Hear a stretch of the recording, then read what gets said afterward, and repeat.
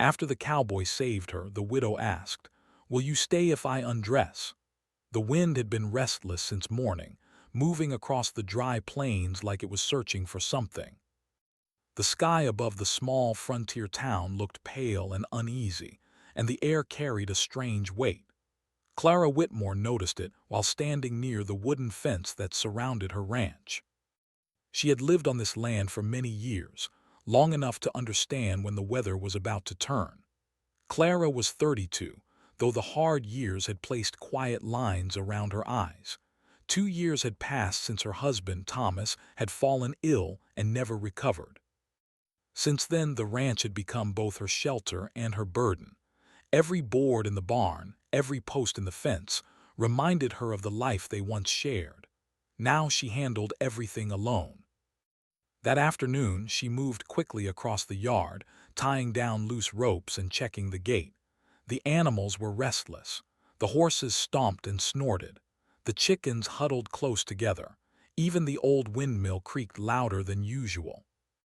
She looked toward the horizon and saw it, a dark wall of dust rising in the distance. "Not today," she whispered to herself.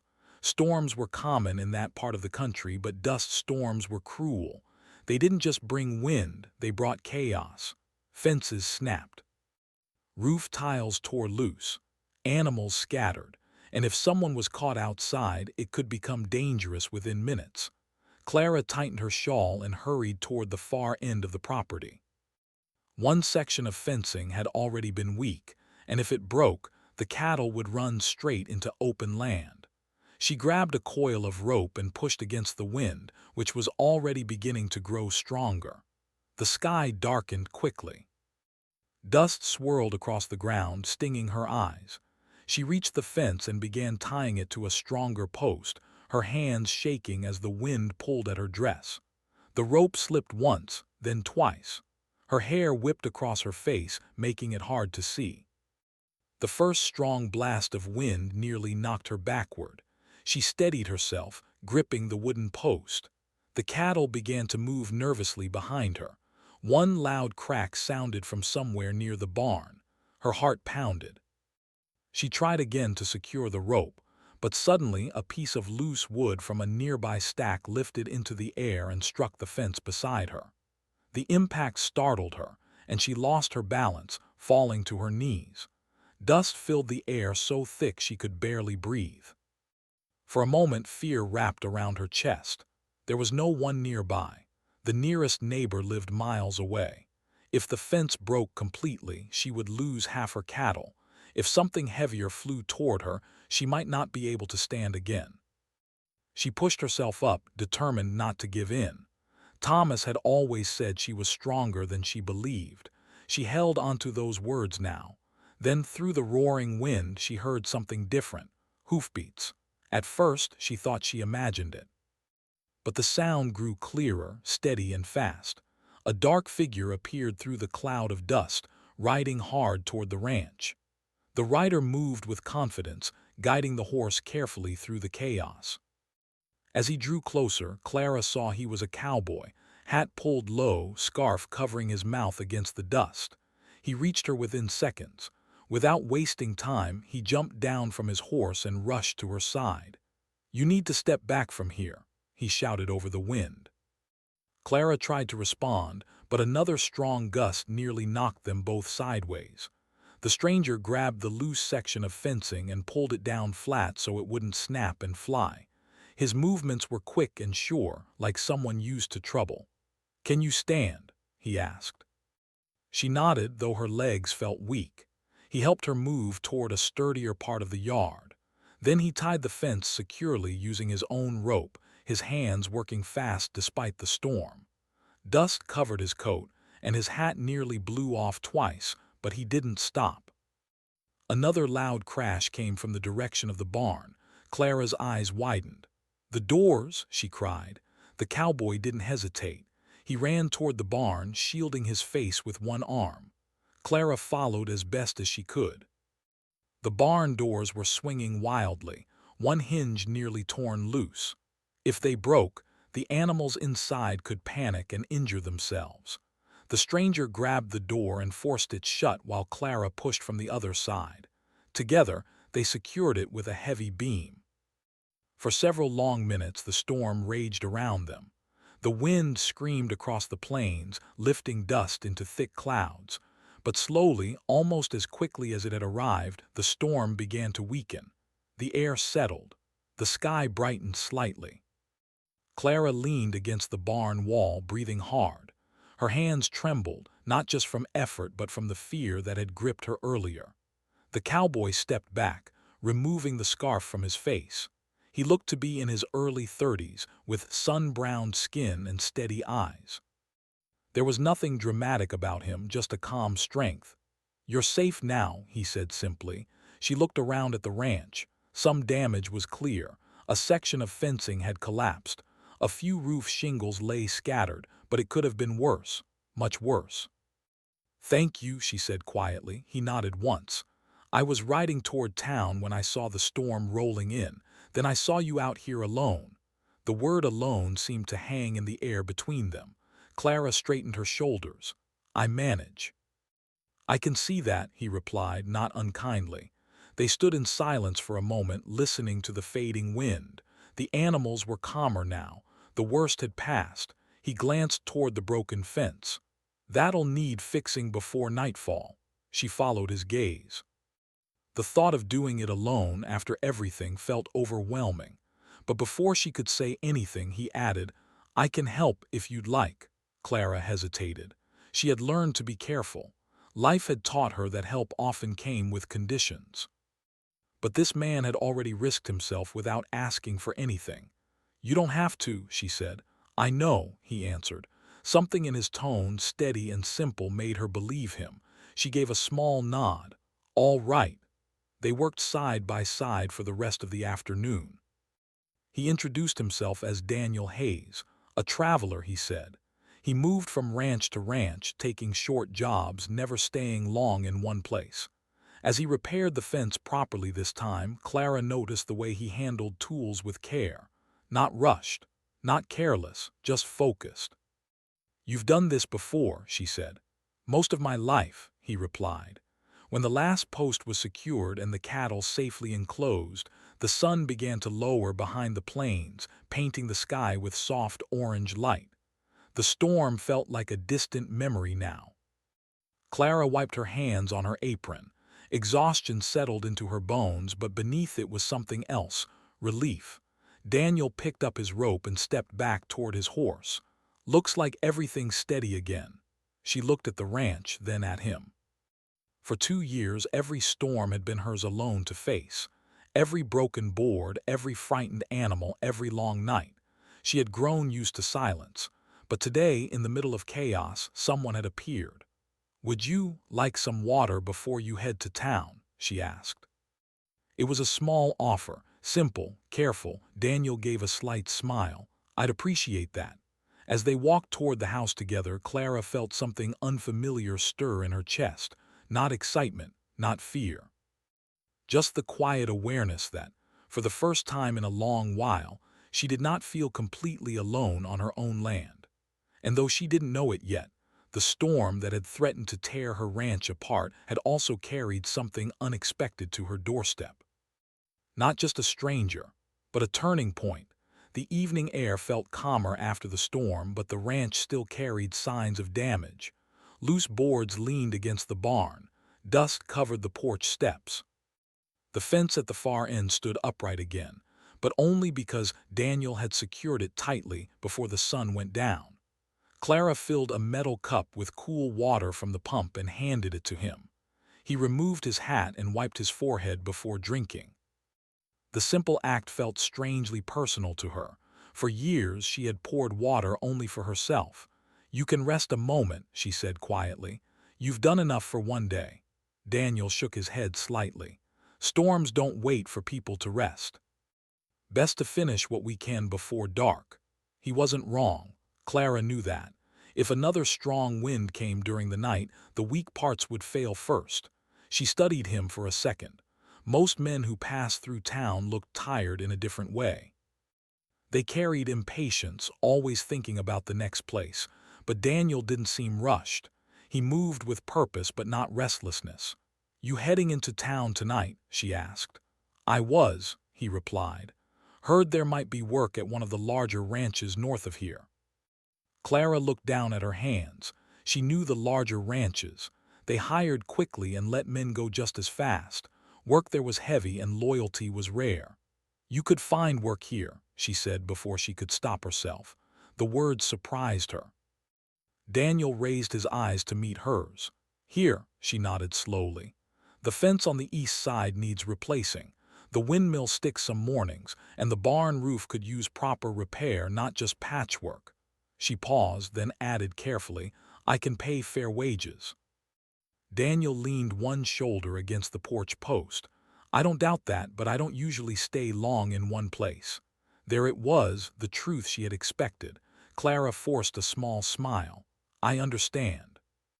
Silence stretched between them for a moment, not uncomfortable, just thoughtful. The sky turned soft purple as the sun lowered further. He looked around the ranch again. The damage, the quiet house, the signs of a place managed by one person carrying too much. "How long's it been just you?" he asked gently. "2 years," she answered. He didn't ask more. He didn't need to. Her voice carried enough weight. A horse neighed softly behind him. Daniel walked over and checked the saddle straps, almost as if buying himself time to think. Finally, he turned back toward her. "I can stay a few days," he said. "Help get things steady. After that, we'll see." Clara felt a small shift inside her chest. It wasn't relief exactly, more like cautious hope. "That would help," she said. "Thank you." The next morning, Daniel rose before sunrise. Clara heard movement outside and stepped onto the porch. He was already at work, examining the windmill with careful attention. "You don't waste time," she called out. He glanced down with a faint smile. "Wind doesn't wait." She brought him coffee in a tin cup. He accepted it with a nod, then returned to tightening bolts and adjusting the blades. Over the next few days, the ranch slowly began to change. Daniel repaired the weak sections of fencing properly, digging deeper holes for stronger posts. He climbed onto the barn roof and replaced broken boards with steady hands. He cleared fallen debris from the yard and stacked the wood neatly by the shed. Clara worked beside him when she could. At first, they spoke little. She was not used to sharing her daily rhythm. For years, silence had been her companion, but Daniel did not fill the quiet with empty talk. He respected it. By the third day, conversation came more easily. "You always travel alone?" she asked while handing him nails near the barn. "Mostly," he said. "Had a brother once." He settled down. "I kept moving." "Why?" He paused before answering. "Some people are better at staying, others are better at leaving." She thought about that long after he returned to hammering. In the evenings, she invited him to eat supper at the small wooden table inside the house. At first, he hesitated, insisting he could manage with bread and beans outside. But Clara insisted gently. It felt wrong to let someone who worked so hard eat alone. The first supper was quiet. The second included small stories about town gossip. By the fourth night, Daniel laughed at something she said, and the sound startled her. It had been a long time since laughter filled those walls. She began to notice little things about him. The way he removed his hat before stepping inside. The way he washed his hands carefully before touching anything in the kitchen. The way he always fixed what he used and returned tools to their place. Respect. That was what she saw. One afternoon, while repairing a section of the barn, Daniel found an old carving on a wooden beam. 2 initials scratched inside a rough heart shape. He stepped down and called her over. "This yours?" Clara's breath caught when she saw it. "TW plus CW." Thomas had carved it the year they finished building the barn together. "Yes," she said softly. Daniel studied her face. "You built this place together." "We did. And you've kept it standing alone since." She looked away toward the open fields. "It's what needed to be done." He didn't say anything more. But from that day forward, Clara noticed he worked with even greater care, as if honoring something important. By the end of the week, the ranch looked steadier. The fences stood straight. The barn roof no longer leaked when a light rain passed through one afternoon. Even the windmill turned smoother. Daniel wiped sweat from his brow and stepped back to admire the repaired fence. That should hold through the next storm. Clara joined him, her boots crunching over dry dirt. "You've done more than I expected," he shrugged lightly. "Work's work." But she knew it was more than that. That night, as they sat on the porch watching the sky fade into deep blue, Clara felt a quiet unease begin to grow. She knew what usually happened next. Cowboys finished jobs, then they left. "How long do you plan to stay?" she asked carefully, keeping her eyes on the horizon. Daniel rested his elbows on his knees. "I said a few days. It's been more than that already." She nodded, trying to appear calm. "Yes," he looked at her then. "You want me gone?" The question caught her off guard. "No," the word came too quickly. He studied her expression. "Then what is it?" Clara hesitated. She wasn't sure how to explain it without sounding foolish. Finally, she said, "I've grown used to quiet, to handling things myself. When someone steps into that space, it changes things." He listened carefully. "And when they leave," she continued softly, "it feels louder than before." Daniel looked out across the darkening fields. A soft breeze moved through the grass. "I don't make promises I can't keep," he said at last, "but I don't walk away without reason either." It wasn't a promise, but it wasn't dismissal. The next morning, Clara woke later than usual. For the first time in 2 years, she had slept without waking at every small sound. She stepped outside, expecting to see Daniel already at work. Instead, she saw him sitting on the porch steps, staring at the horizon. His travel bag rested beside him. Her stomach tightened. "You leaving?" she asked quietly. He glanced up at her. "I was thinking." She waited. "North Ranch sent word they need hands, good pay." Clara folded her arms, hiding the small tremble in her fingers. "Then you should go." He studied her face. "That what you want?" She forced herself to meet his eyes. "It's what you said you do. Move on." The wind shifted gently around them. Daniel looked down at his bag, then back at the ranch, at the repaired fence, the turning windmill, the barn standing strong. "I don't usually stay," he said slowly. "But this place feels different." Clara said nothing. Her heart beat loudly in her ears. He stood up, lifting the bag in one hand. For a moment she thought he would walk to his horse. Instead, he carried the bag inside the house and placed it against the wall near the door. "I'll stay a while longer," he said simply. Clara felt something warm spread through her chest. Not excitement, not certainty, just the quiet understanding that this time he had chosen to remain. Outside, the plain stretched wide and endless as always. But inside the small ranch house, the silence no longer felt quite so heavy. The days that followed felt different, though nothing on the surface had changed. The sun still rose over the open plains. The wind still moved through the tall grass. The animals still needed feeding before the light fully touched the sky. But inside the small ranch house, there was a quiet shift that neither Clara nor Daniel spoke about directly. Daniel no longer slept in the barn. At first he had insisted on it, saying he was used to rough boards and cold air.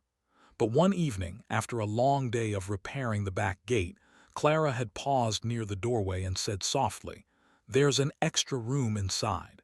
It hasn't been used in years." He understood what the offer meant. It was not about comfort. It was about trust. He accepted without making it into something larger than it was. He carried his bedroll inside and placed it neatly in the small spare room at the end of the hall.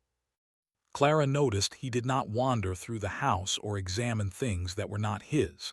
He kept to his space, careful and respectful. That small care meant more to her than grand words ever could.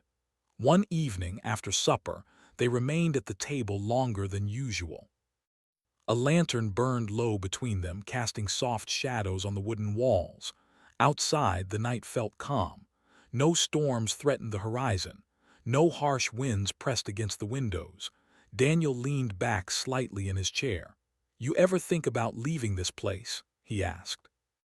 Clara looked at the flame of the lantern before answering. It's all I have left, he nodded. Sometimes staying can be harder than leaving. She studied his face. You say that like you know.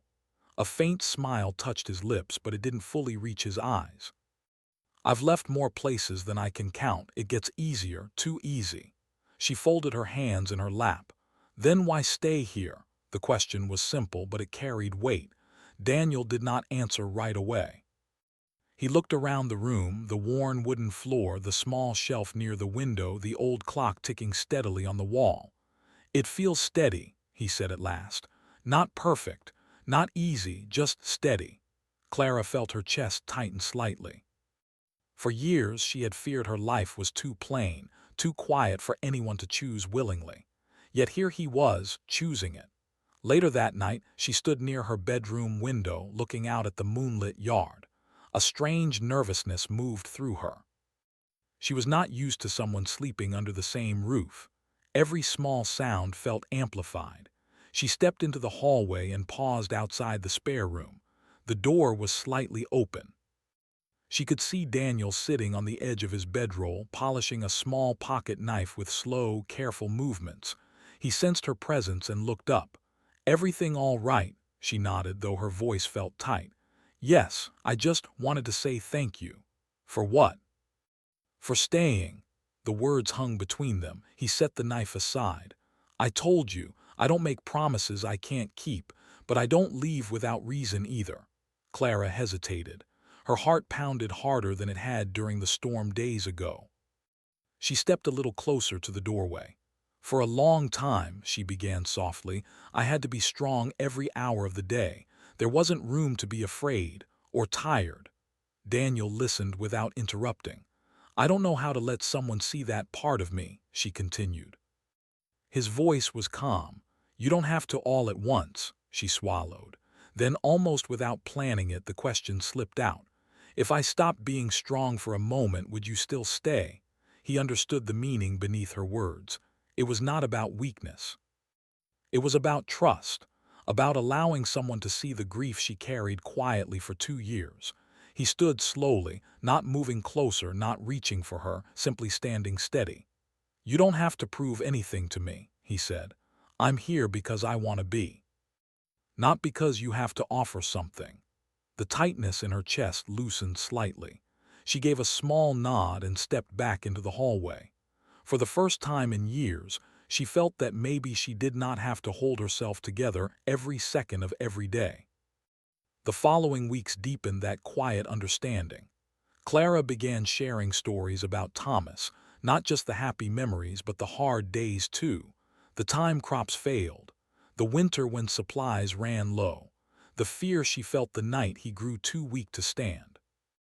Daniel never rushed her through those memories.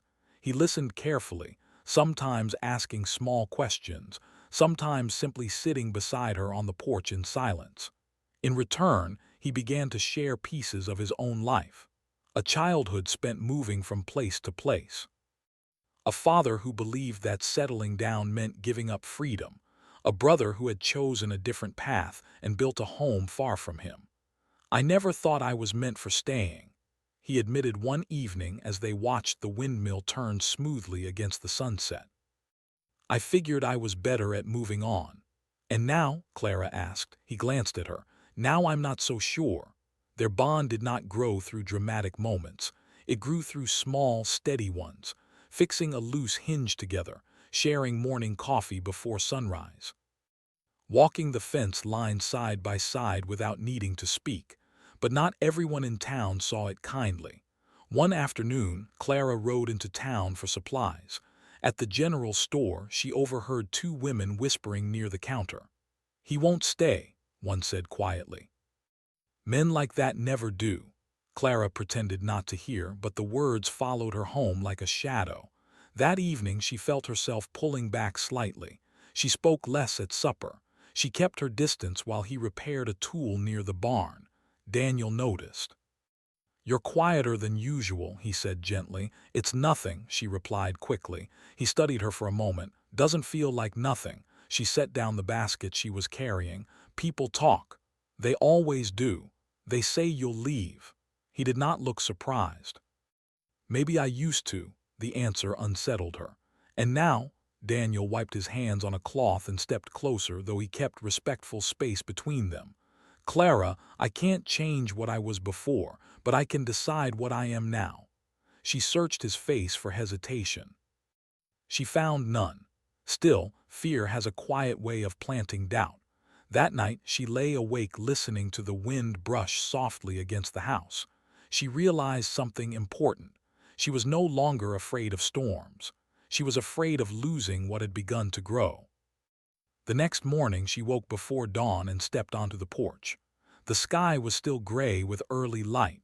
Daniel stood near the fence, adjusting a post that had shifted slightly overnight. She walked toward him slowly.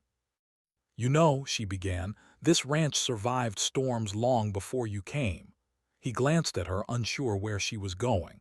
"And it will survive after any storm that comes," she continued. "But surviving isn't the same as living." He straightened, giving her his full attention. "I don't want you to stay because I'm afraid to be alone," she said clearly, "and I don't want you to leave because you're afraid to stay." A faint smile touched his face. "That sounds fair." She took a steady breath. "So if you're staying, stay because you choose this life. Not because you feel sorry for mine." Daniel stepped forward then, not close enough to crowd her, but close enough that she could see the sincerity in his eyes. "I'm staying because I want to build something," he said, "not because I'm running from something." The words settled between them like solid ground. From that day on, there was less uncertainty in the air. Daniel began planning improvements beyond simple repairs. He spoke about planting new crops in the spring, about reinforcing the well, about adding another small shelter for animals before winter returned. Clara listened carefully. Those were not the plans of a man preparing to leave. Weeks passed. The ranch slowly transformed from merely functional to hopeful. Fresh paint covered the barn doors. The yard was cleared of old debris that had been untouched for years. Even the house felt lighter, as if the walls themselves were breathing easier.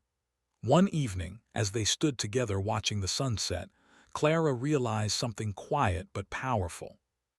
The storm that had once threatened to tear her world apart had brought change she never expected. Not rescue in the way stories often describe, but partnership.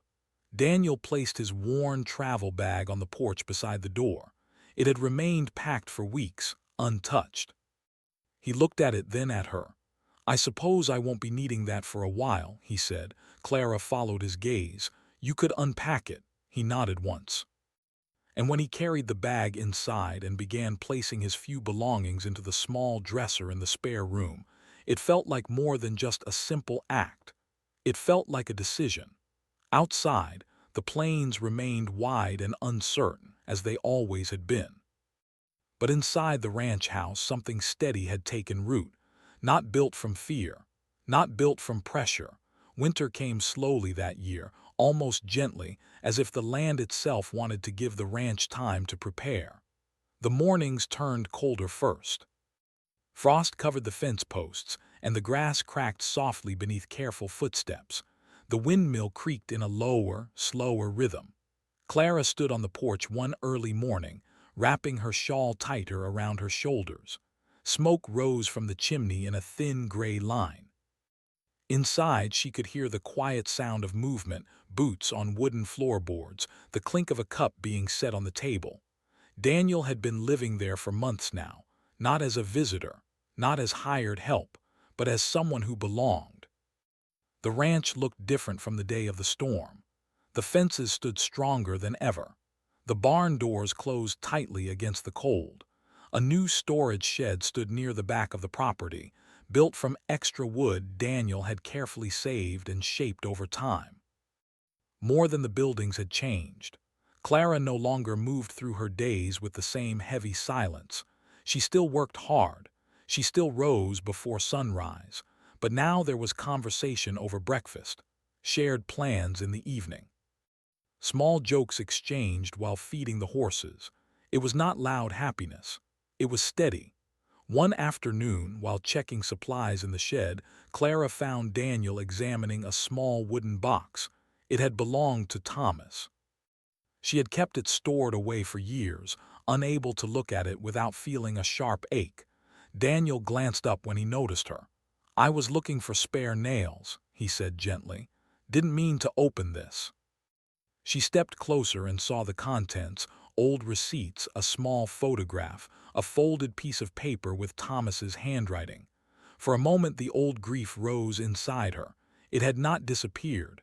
It had only softened over time. "It's all right," she said quietly. "You don't have to pretend it didn't exist." Daniel closed the box carefully and handed it to her.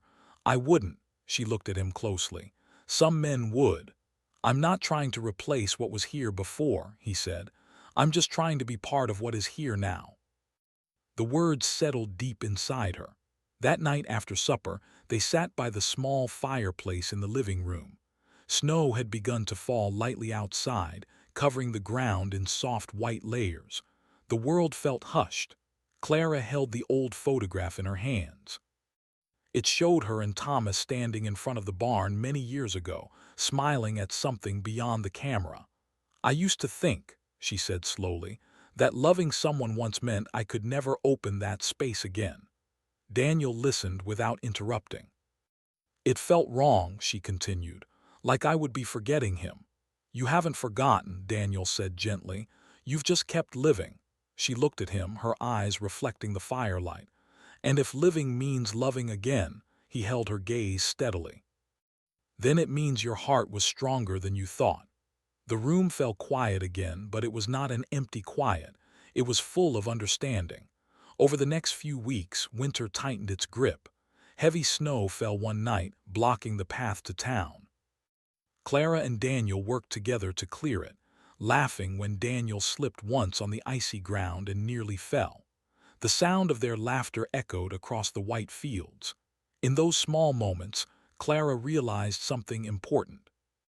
The ranch was no longer simply a place she defended against loneliness. It had become a place she shared. One evening, as they repaired a loose latch on the barn door, Clara paused. "Do you ever miss traveling?" she asked. Daniel considered the question carefully. "Sometimes I miss the open road, the feeling that tomorrow could be anywhere. And now," he looked around, the strong fences, the warm barn light, the steady smoke rising from the chimney of the house. "Now tomorrow feels like something I'm building," he said. She studied him closely. "That doesn't scare you." "It used to," he admitted. "Staying felt like giving up freedom. And now it feels like choosing something instead of running from it." Clara felt warmth spread through her chest, stronger than the fire inside the house. A few days later, the sky cleared after a long stretch of snow. The sunset painted the land in soft gold and pale pink. Clara stood on the porch watching the horizon, just as she had done countless evenings before. Daniel joined her quietly. For a while, neither of them spoke. Then Clara turned to him. "When you first came here," she said, "I was afraid of the storm." He nodded. "But after the storm passed, I was more afraid of something else." "What was that?" he asked.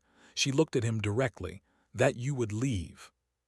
The honesty in her voice carried no shame now, only truth. Daniel reached down and picked up his old travel bag from where it rested near the porch wall. It had not been used in months. Dust lightly covered its surface. He set it between them. "I kept this packed for a long time," he said. "Out of habit, out of fear." She watched him carefully. Then, without drama, without speech, he opened the bag and removed the few remaining items inside: a spare shirt, a folded map, a small tin of coins. He handed the map to her. "I don't need it anymore," he said quietly. Clara held the map in her hands. It had been a symbol of movement, of endless roads. "And if another storm comes?" she asked softly. "Then we face it," he replied, "together." The word "together" felt solid, like the strongest fence post he had ever planted. Tears gathered in Clara's eyes, but they were not tears of sadness. They were the quiet release of years spent carrying everything alone. She stepped closer, not hurried, not uncertain. "Are you staying?" she asked. Daniel met her gaze, steady and calm. "I'm staying." There were no grand gestures, no dramatic promises shouted into the wind, just a decision. The next morning, Clara woke to the sound of hammering. She stepped outside and saw Daniel building something near the edge of the yard. "What are you doing?" she called. He smiled over his shoulder. "Expanding the fence line. Thought we could add more cattle next season." The words were simple, but they carried meaning. Next season. There had not been talk of next season before. Clara walked toward him, the cold air brushing her cheeks. For the first time since Thomas passed, she allowed herself to imagine the future without fear, not forgetting the past, not replacing it, but building forward. As spring slowly approached and the snow began to melt, the ranch stood stronger than ever. The fields waited for planting. The barn doors opened smoothly. The windmill turned in steady rhythm. And on the porch of the small ranch house, two people stood side by side, not because one had rescued the other, but because they had chosen to remain. The storm that once threatened to take everything had instead brought change. Clara had once asked a question filled with fear. Now she no longer needed to ask it, because staying was no longer uncertain.